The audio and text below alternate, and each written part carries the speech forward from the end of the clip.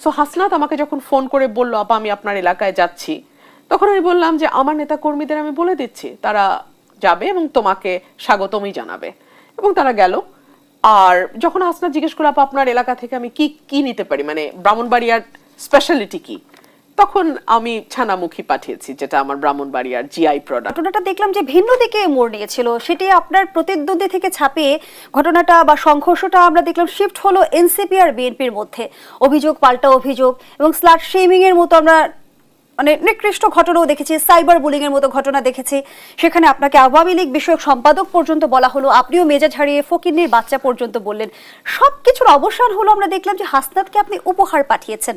সংকটের বরফ গলেছে কি, বা এর মধ্য দিয়ে আপনি কি বার্তা দিতে চেয়েছেন? আমি একটা বার্তা খুব পরিষ্কারভাবে কিছুদিন আগে একটা টেলিভিশনে দিয়েছি। যেই পলিটিক্যাল কালচারে আমি বড় হয়েছি, যেই পলিটিক্যাল কালচারের গল্প শুনে আমি বেড়ে উঠেছি, এবং আমার রাজনীতির হাতে খড়ি যেই পরিবার থেকে, সেই পরিবারের কিছু স্মৃতিচারণ আমি করেছি। ফর এক্সাম্পল, স্বাধীনতা উত্তর যখন শাহ আজিজকে মানে মুক্তিযুদ্ধের বিপক্ষ শক্তি হিসেবে কারাগারে যেতে হয়, যুদ্ধাপরাধী হিসেবে কারাগারে যেতে হয়, শাহ আজিজের পরিবারের দেখাশোনা কিন্তু সেই সময় তৎকালীন যিনি প্রধানমন্ত্রী ছিলেন তিনি করতেন। এবং মৌলানা ভাসানী যখন ন্যাব গঠন করেন, তার কাছেও আওয়ামী লীগের শীর্ষস্থানীয় নেতৃবৃন্দরা আসতেন এবং হুজুর আমরা এখন কি করব বলে পরামর্শ নিতেন। এই সংস্কৃতি ছিল। ব্যারিস্টার রুমিন ফারহানা, দীর্ঘদিন ধরেই বিএনপি নির্বাচন নিয়ে সন্দেহ সংশয়ের একটা আমরা অবতারণা দেখেছি। সেই সঙ্গে নির্বাচন বানচালের এক ধরনের ষড়যন্ত্র হচ্ছে এমন অভিযোগও বিএনপি বারবার করেছে। বর্তমান সময়ে আমরা দেখলাম অন্তর্বর্তী সরকারের প্রধান উপদেষ্টাও বললেন যে একটি গোষ্ঠী অন্তর্বর্তী সরকারকে নির্বাচন পর্যন্ত পৌঁছাতে দিতে চায় না। তাহলে কি আসলে সংকট প্রকট আকার ধারণ করেছে?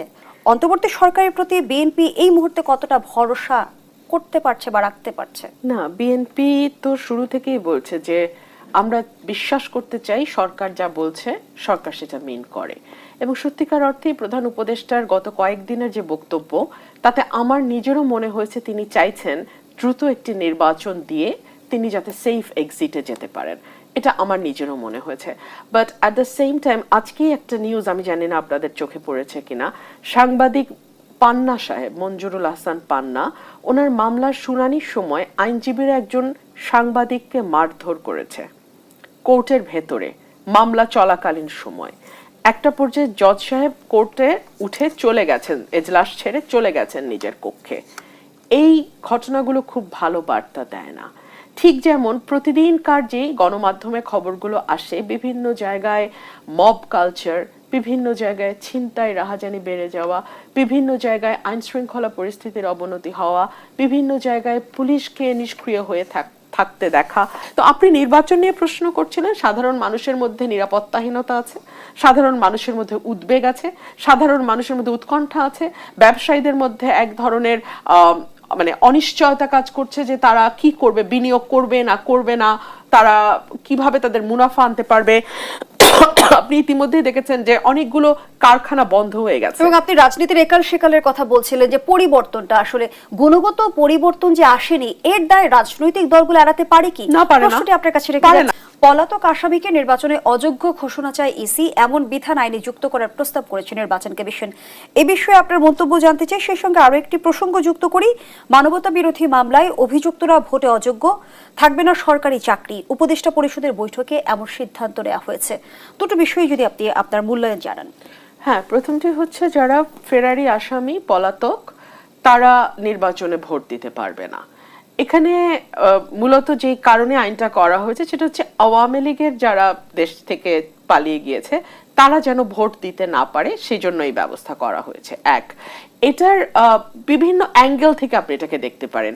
এর একটা অ্যাঙ্গেল আমি যদি আইনগত দিক থেকে দেখি, everyone is presumed to be innocent until and unless proved guilty. আপনি যতক্ষণ পর্যন্ত কাউকে আদালত দ্বারা প্রমাণিত না হয়ে আসবে যে সে অপরাধী, ততক্ষণ পর্যন্ত আইনের ভাষায়, আইনের অঙ্গনে, আদালতের ভাষায় আপনাকে তাকে ইনোসেন্ট প্রিজিউম করতে হবে, ইনোসেন্ট ধরে নিতে হবে।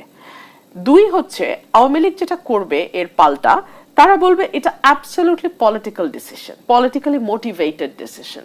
কারণ এই সরকার চেয়েছে আওয়ামী লীগের লোকজনকে ভোট থেকে দূরে রাখতে, এই সরকার কেবলমাত্র আওয়ামী লীগের কর্মকাণ্ডই নিষিদ্ধ করে নাই, এই সরকার আওয়ামী লীগের নেতাকর্মীরা যাতে ভোট দিতে না পারে, আওয়ামী লীগের সমর্থকরা যাতে ভোট দিতে না পারে, সেজন্য তারা ফেরারি আসামিকে বা যারা কোর্টের কাছে সারেন্ডার করে নাই তাদেরকে ভোটের মাঠ থেকে দূরে রাখবার জন্য সিদ্ধান্ত নিয়েছে। আমি এই কথাগুলো আজকে বলছি এবং আমি জানি এই কথাগুলো বলবার জন্যে আমার বিরুদ্ধে একটি গোষ্ঠী একেবারে অর্কেস্ট্রেটেড প্রোপাগান্ডা চালাবে ফেসবুকে, কিন্তু আজকের আপনার সিদ্ধান্ত তো কেবলমাত্র আজকে এবং কালকে ইম্প্যাক্ট ফেলবে না, আজ থেকে 20 বছর 15 বছর পরে কিন্তু মানুষ পেছনে ঘুরে প্রশ্ন করবে যে ওই সময় কি কেউ প্রতিবাদ করে নাই, ওই সময় কি এই সিদ্ধান্তগুলোর ব্যাপারে কেউ ভিন্ন মত জানায় নাই। সো আমি আজকে রেকর্ডেড ভিন্ন মত জানিয়ে গেলাম, নোয়িং ফুললি ওয়েল যে একটা গোষ্ঠী এরপরে আমাকে নিয়ে মিথ্যাচার করবে, যা বলিনি তা বলানোর চেষ্টা করবে এবং জেনে শুনে ভুল ব্যাখ্যা দেওয়ার চেষ্টা করবে।